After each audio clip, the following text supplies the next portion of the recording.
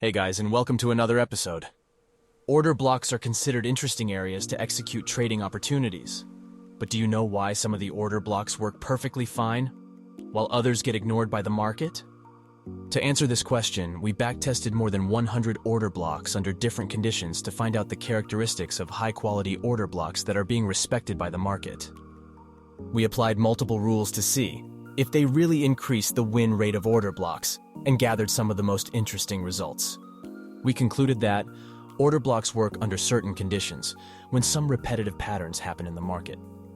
So in this video, first we will explain the basic rules and a simple setup for trading the order blocks, and we will show you the backtesting results. Second, we will describe the conditions required for high probability order blocks and how to increase the win rate. So guys, if that's something you are interested in, make sure to smash the like button to show your support and subscribe to our channel if you are new, since we publish many advanced trading concepts.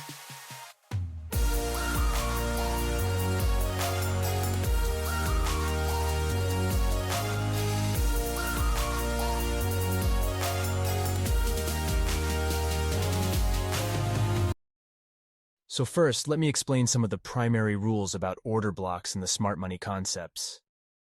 Basically, we consider the last candle that created the inefficiency as the order block zone, which we believe that the decisions are made during this candle. Sometimes, order blocks are at the start of an impulsive move, and sometimes in the middle of the movement in the form of a candle with the same or opposite color. We have three major rules for identifying a valid order block. First, it must create inefficiency. Inefficiency occurs when we have drastic moves that create gaps between the shadows. These are examples of efficient and inefficient moves.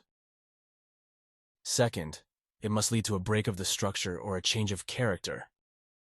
A break of structure, or change of character, is the first clue that the market is telling us whether it intends to continue in the same direction or reverse. Third, it must be unmitigated. Order blocks are one-time use, so we only look for trading opportunities when the first-time price taps into an order block. Here on the Euro-Dollars 15-minute chart. Let's spot the order blocks. Starting from the left, these are the areas where we have clear inefficiency on the chart. So we mark the candles that created the inefficiency as our order blocks if they lead to a break of structure or change of character. So all of them consider valid order blocks according to our rules. Now, let me explain the steps of the trading strategy we used for the backtesting order blocks. The rules for this trading setup are easy. Identify a valid order block, place your order at the beginning of the order block zone, and put your stop loss at the end. We target 2 times our stop loss range for the profits. This way, even with a 34% win rate, we will still be at break-even. We have backtested this trading setup 100 times on euro-dollar pair in the 1-hour time frame. For the backtesting, we use Trader Edge software, which allows us to save so much time while backtesting our strategies. We set our initial account size at $10,000 with 2% risk, targeting 4% profits. Now let me show you the results we have got. These are the 100 order blocks we have spotted on the chart. The green order blocks you see are the trades that hit our 1 to 2 target and ended up winning. The red order blocks are the trades that ended up losing, and the gray order blocks are the ones the market did not trigger. And finally, we canceled the trades. So these are the backtesting results we have got. From 100 order blocks set up, 28 did not triggered, 41 ended up being a losing trade, and we have won 31 setups. Our win rate was 43%, and we suffered a 10% maximum drawdown. Although our win rate was less than 50%, this trading setup raised our initial account size by 47%. In the backtesting, we have realized that when certain conditions accompany order blocks, the chance of winning the trades significantly improves. We also noticed repetitive patterns form on the chart that dramatically increases trading returns. So let me explain to you what conditions are required to identify a high-quality order block. But before we continue, as always, please smash the like button to show your support, since this video took a long time to make for our team. Also, if you have any questions, please ask them in the comments, since we do our best to answer them all. The factors that should be considered when trading order blocks are summarized in 4 categories, including market structure. market volatility and spread, market trends and recent order blocks, confirmations and lower time frames.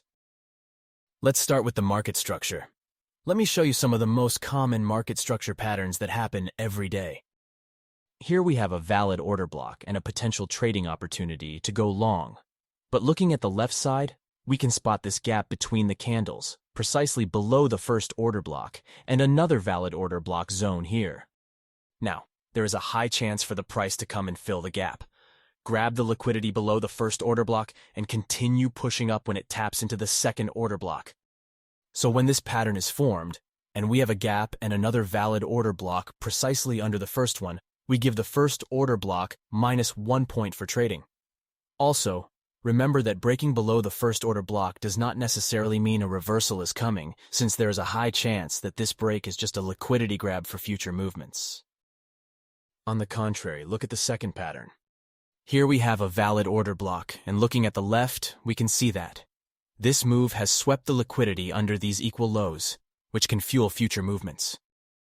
So, when this pattern is formed, and we have an order block that grabs the liquidity under or above the equal lows and highs, we give it a +1 point for trading. The third pattern is similar to the second one. Imagine we have an order block in front of the market. As the price approaches this level, it creates support, which retail traders put their stop loss under them.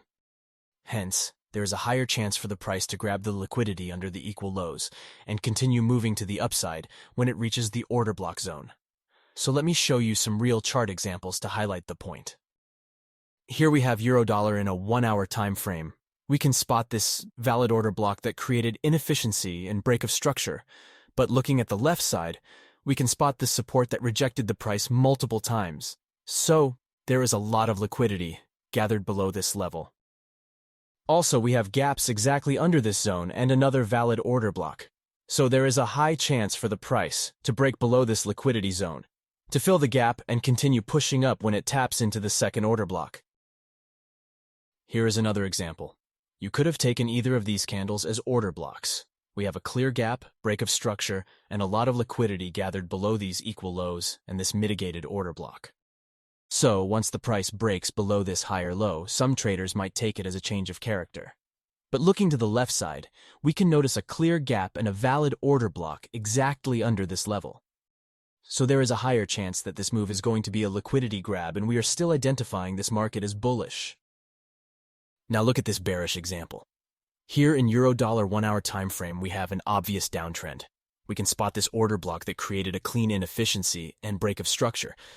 But the interesting point about this order block is that the start of this move is a liquidity grab, so this is +1 point trading opportunity.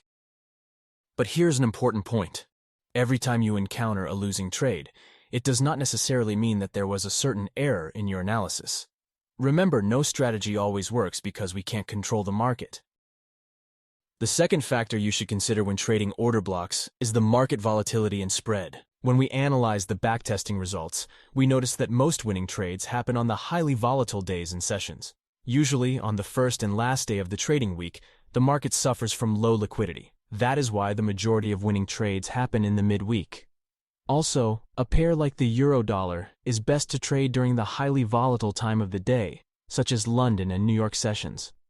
Otherwise, trading won't make sense, because we will not witness the movements we want to see in the market. Another important factor in trading order blocks is how to deal with the spread. Many times, the market reacts to order blocks within a pip, so having a high spread on a pair will make you miss many winning trades or trigger the stop loss when the price did not even touch it. The third factor influencing the success of order blocks is the market trend and their freshness. Order blocks have a higher success rate in trending markets than in the ranging scenario. So, as a result, it is better to trade the order blocks that are in the direction of the dominant market trend.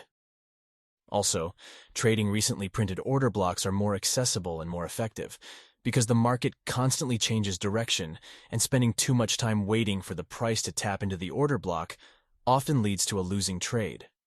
Since the demand and supply are constantly fighting to take control, trading fresh order blocks have higher win rates. Here on the euro-dollar, when we have a clear trending market, see how often the market prints fresh order blocks, rejects them, and continues pushing up. On the contrary, look at another example. Here we have a valid order block zone. But before price taps into this area, market have made a lot of demand zones and broke them to the downside.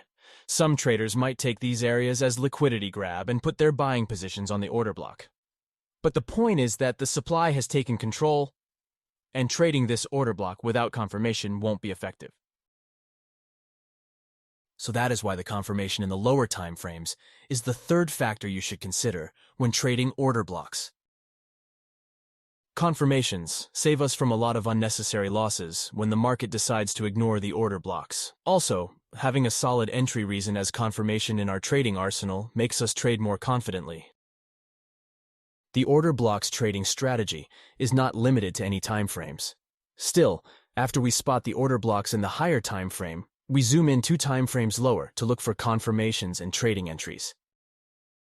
So when we use 4-hour, 1-hour, and 15 minutes chart as our higher time frame, we look for entry reasons in 15 minutes, 5 minutes, and 1 minute, respectively. You could use multiple price action setups as confirmations for trading the order blocks. Here are some of the most common patterns we trade in the market. In the first step, we wait for the market to mitigate our higher time frame order block and for price action to show its next move. Now, the first thing we are waiting for to appear is a change of character. A change of character signals that the short-term downtrend is over, and the price can start to move to the upside. So, after the market makes a change of character, that is when we look to execute our trade. Usually, we witness 2 common patterns, and this is the way we place our orders. The first pattern is when the change of character move creates inefficiency and a valid order block. So we place our order a spread size above the order block and put our stop loss a couple of pips below the lowest point of the zone. We use a simple technique for taking profits to catch big risk-to-reward ratios without even experiencing much tension. If we end up being right and the price starts pushing up, we will reposition our stop loss under the market structure every time market makes a new higher low. This way, we could let our trades run in profits until we reach a higher time frame supply zone and close the trade. The second pattern happens when we have a change of character, but there is no inefficiency or gaps between the candles. So we place our trade with aid of retracement levels. We put the retracement tool from the start of the change of character move to the end and place a buy order in the middle of the 618 and 786 retracement levels. Our stop will be a couple of pips below the swing low and target the next level of structure in front of the price. Remember that these trading setups are not limited to any time frame or a pair. Still, you must do your backtesting and see which pair is most suitable for these strategies. So guys, if you have enjoyed this video, please give it a thumbs up to show your support and subscribe to our channel if you are new. Thanks for watching, and see you in the next episode.